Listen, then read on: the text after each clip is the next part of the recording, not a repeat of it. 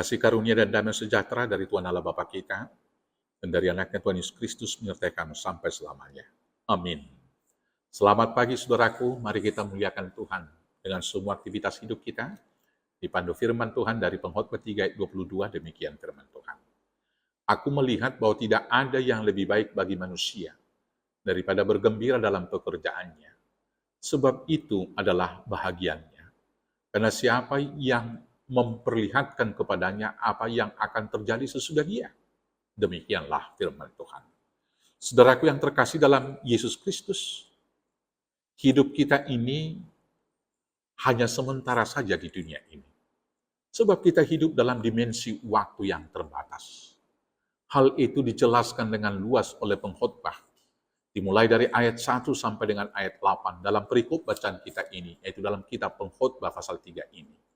Pengkhotbah menyimpulkan bahwa untuk segala sesuatu di muka bumi ada waktunya. Kemudian pengkhotbah mengajak kita merenungkan makna kehidupan ini dengan berkata, apakah untung bekerja dari apa yang dikerjakannya dengan berjerih payah di ayat 9. Hal ini menjadi perenungan bagi kita.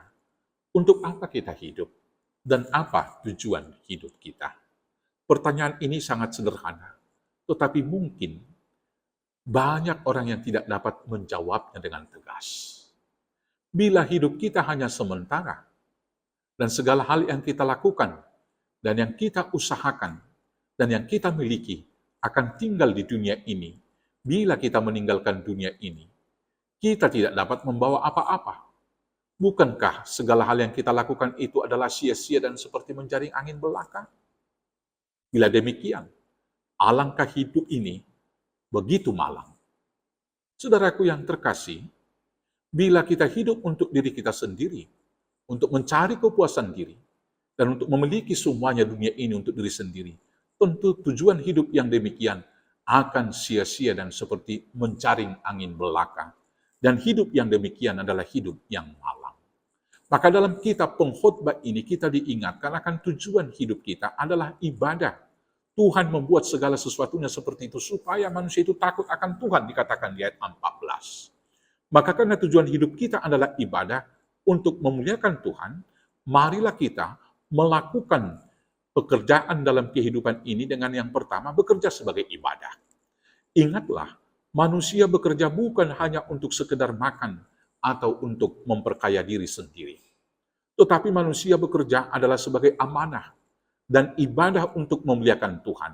Karena itu, semua hal yang kita lakukan harus berguna untuk kemuliaan Tuhan dan menjadi berkat bagi sesama manusia. Dengan prinsip kerja yang demikian, kita akan bersungguh-sungguh melakukan pekerjaan kita di atas dasar kebenaran firman Tuhan. Dan segala sesuatu yang kita lakukan dalam nama Tuhan pasti akan mendatangkan kebaikan.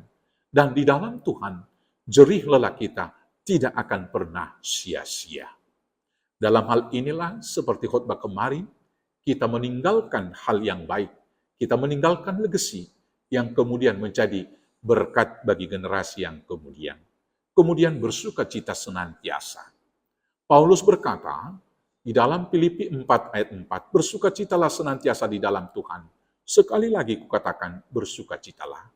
Hal tersebut dapat kita artikan sebagai penegasan akan firman Tuhan hari ini yang berkata, aku tahu bahwa untuk mereka tak ada yang lebih baik daripada bersuka dan menikmati kesenangan dalam hidup mereka. Di dalam Pengkhotbah 3 ayat 12 yang sudah kita baca. Hal itu berarti bahwa hidup kita sekarang adalah kesempatan untuk bersyukur. Di dalam bersyukur, kita akan dapat menikmati tiap hal dalam kehidupan ini. Ketika kita dapat menikmati perjalanan hidup sebagai ibadah untuk Tuhan, maka hidup kita akan berbahagia dan tidak satu detik pun waktu kita yang hilang percuma dengan sia-sia. Maka karena itu, nikmatilah hidup ini sebagai kesempatan untuk bersuka cita dan memuliakan Tuhan. Ibadah yang berikut yang kita lakukan adalah, yaitu Tuhan membuat segala sesuatu indah pada waktunya. Pengkhotbah berkata, Ia membuat segala sesuatu indah pada waktunya dalam Pengkhotbah 3 ayat 11. Tuhan telah mengatur semua waktu dalam kehidupan kita. Waktu tersebut adalah anugerah dan kesempatan bagi kita untuk memuliakan dan melayani Tuhan. Maka marilah kita mempergunakan waktu kita dengan bijak dan baik. Jangan terikat dengan waktu masa lalu. Jangan juga menggerutu dengan kenyataan hidup masa sekarang. Dan juga jangan terlalu khawatir akan hari besok.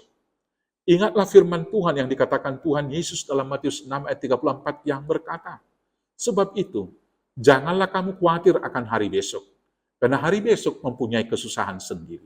Kesusahan sehari, cukuplah untuk sehari. Saudara-saudaraku yang terkasih, karena itu, marilah kita bersukacita dalam tiap waktu kehidupan kita. Marilah kita membuahkan buah-buah yang baik selagi masih ada waktu. Hidup ini adalah kesempatan. Maka selagi ada waktu, mari kita memuliakan Tuhan dan menjadi berkat bagi sesama.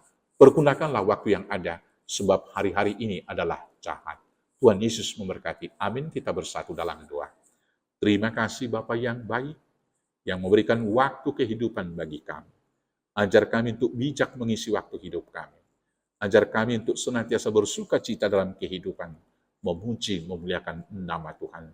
Ajar kami untuk memakai kesempatan ini, membuahkan buah yang baik, sehingga kami menjadi persembahan syukur untuk kemuliaan nama-Mu, dan berkat bagi sesama kami.